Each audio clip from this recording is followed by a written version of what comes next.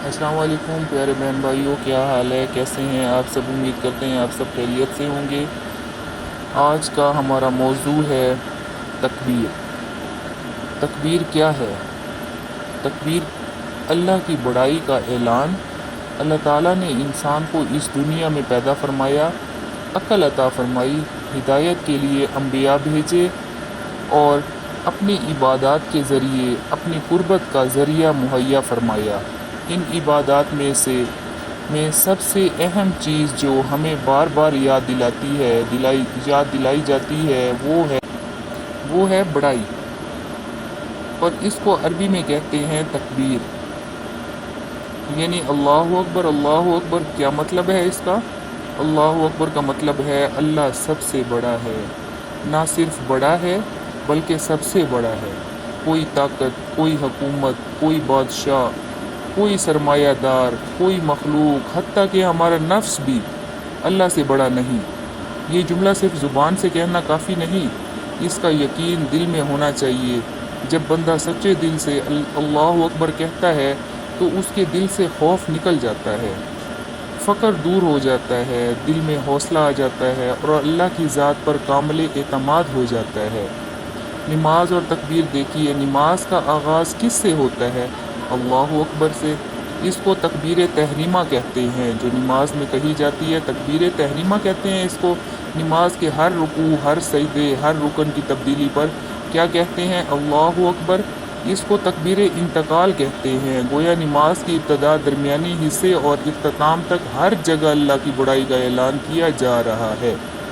تکبیر تشریق یہ کیا ہے؟ ذوالحجہ کے عظیم ایام آتے ہیں، عرفہ، قربانی، منا، عید۔ ان دنوں میں ہمیں حکم دیا جاتا ہے کہ ہر فرض نماز کے بعد بلند آواز سے تکبیر کہیں، اللہ اکبر، اللہ اکبر، لا الہ الا اللہ، اللہ اکبر، اللہ اکبر، وللہ الحمد۔ یہ صرف زبان کی تسبیح نہیں بلکہ دل کا اعلان ہے کہ اے اللہ تو سب سے بڑا ہے اور ہم صرف تیری عبادت کرتے ہیں۔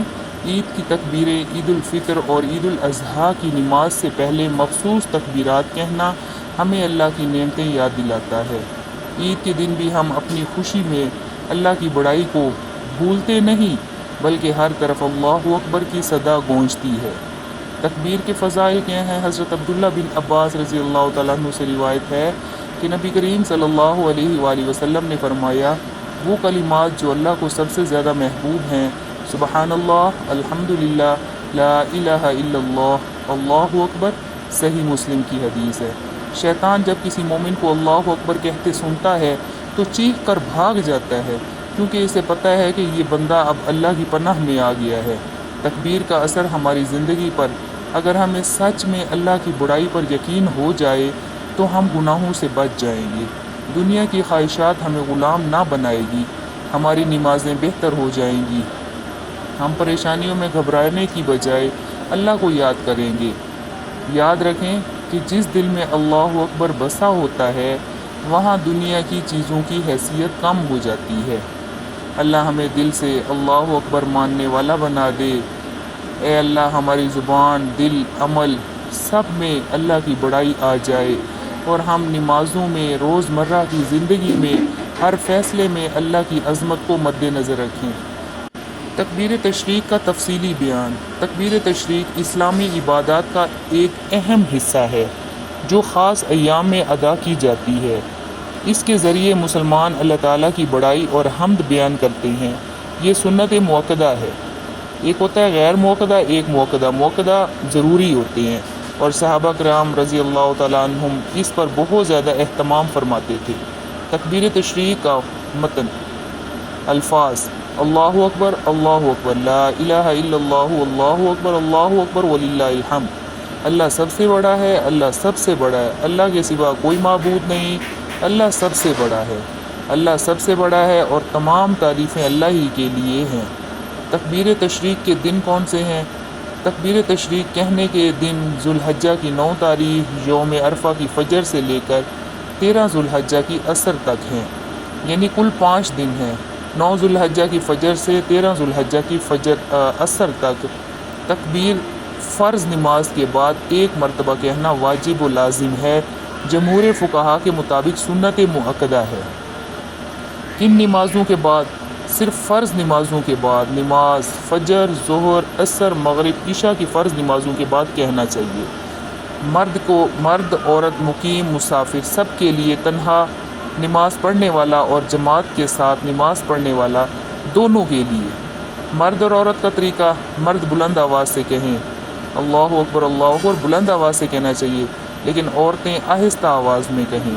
تکبیر تشریق کی شرعی حیثیت کیا ہے؟ جمہور فقہا، حنفی، شافعی، حنبلی کے نزدیک یہ سب مؤکد ہیں، سنت ہے۔ حنفی فقہ کے مطابق اس کا کہنا واجب کے قریب درجہ رکھتا ہے۔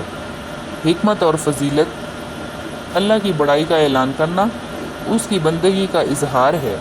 یہ ایام قربانی ہے، ایام اس میں تکبیرات کے ذریعے ہم اللہ تعالیٰ کی نعمتوں پر شکر ادا کرتے ہیں۔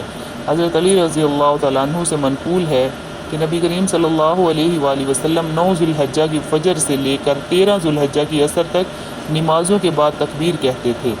ابن ابی شیبہ۔ یاد رکھیے، اب یاد رکھنے کا آسان طریقہ کیا ہے؟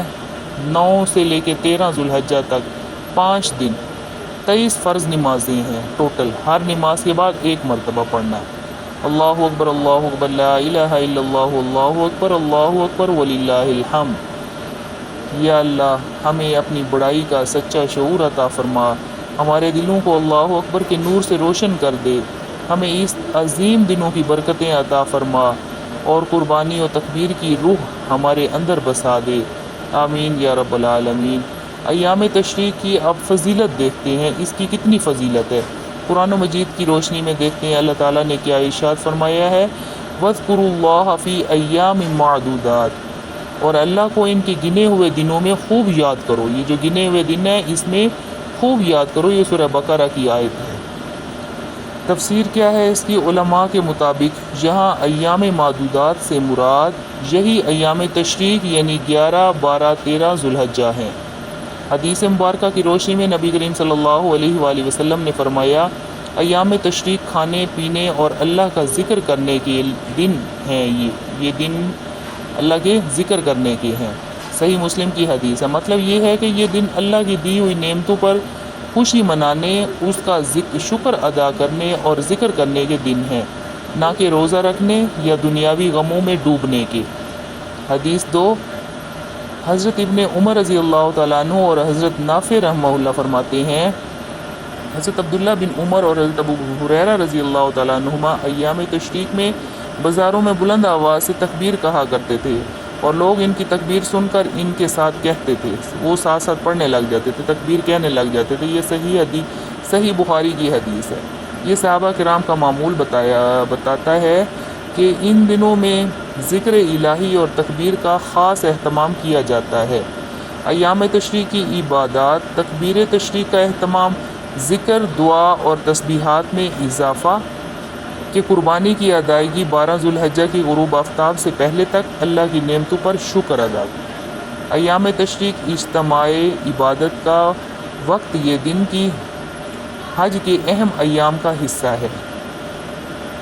حاجی حضرات ان دنوں منا میں قیام کرتے ہیں، رمی کرتے ہیں اور اللہ کا ذکر کرتے ہیں۔ حج میں جو سب سے زیادہ عبادت، قربانی اور ذکر والے دن ہیں وہ یہی ایام تشریق ہیں۔ اب ان دنوں میں روزہ رکھنا کیا ہے؟ حرام ہے۔ ان دنوں میں نفلی روزہ رکھنا جائز نہیں، کیونکہ نبی کریم صلی اللہ علیہ وآلہ وسلم نے ان دنوں کو کھانے پینے اور اللہ کا ذکر کرنے کے دن قرار دیے ہیں۔ حاجی ہو یا غیر حاجی، کسی کے لیے ان دنوں میں روزہ رکھنا جائز نہیں۔